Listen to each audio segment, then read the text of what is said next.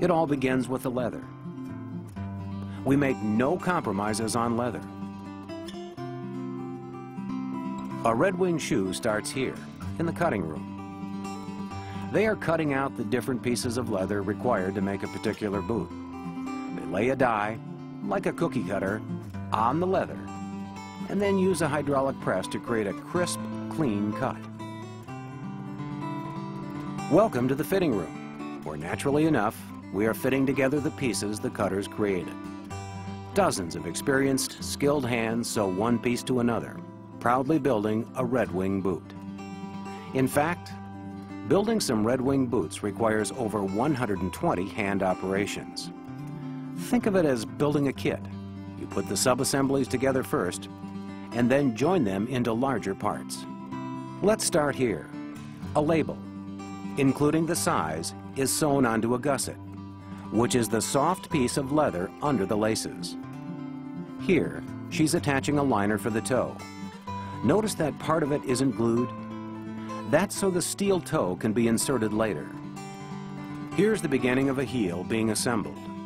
This computer-controlled stitching is sewing quarters to counters. Here's what it looks like on the eventual boot. See that stitch? That's Puritan triple stitching. It's one of the things that makes Red Wings just plain better. We assemble the gusset and attach the eyelets. And finally, we attach gusset and vamp. And then your Red Wing is ready for lasting, the next department. Our lasts are made to be the same shape as your foot. So we have over 30 styles in hundreds of sizes. They are made of a very dense plastic, so we can use them many times over before they have to be replaced. We begin with an insole, the foundation of a Red Wing. When we're done, the insole will keep the rest of the components working together, maintaining the boot's shape and comfort.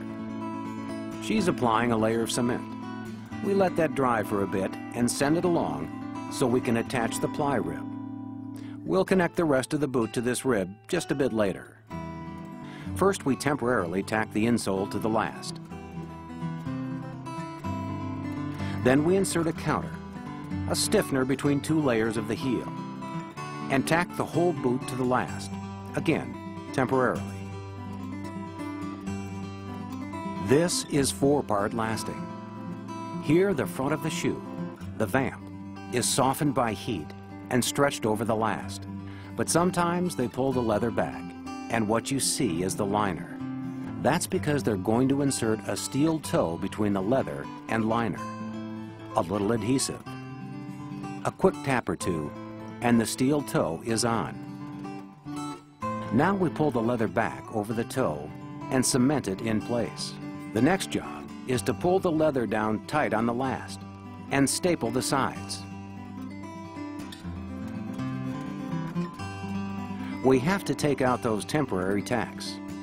Give the heel a nice shape. This is called seat lasting. And cut off some excess material and send the boot off to bottoming, the next step to becoming a Red Wing. This is where the rubber meets the road. Well, sort of. We do attach the bottoms or soles of shoes here, but the outsoles are actually made of three materials: urethane, rubber, and crepe. We attach bottoms in two basic ways. Traditional welt attachment requires about a dozen steps. It begins with a midsole, which adds both cushioning and stability.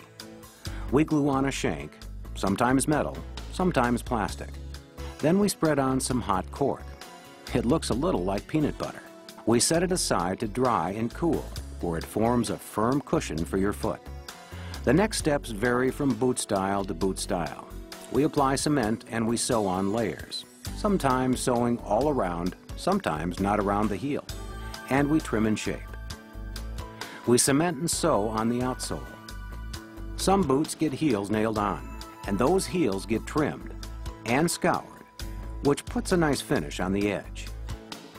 Our second kind of bottoming is called direct attached welt. We do that in three different but similar ways.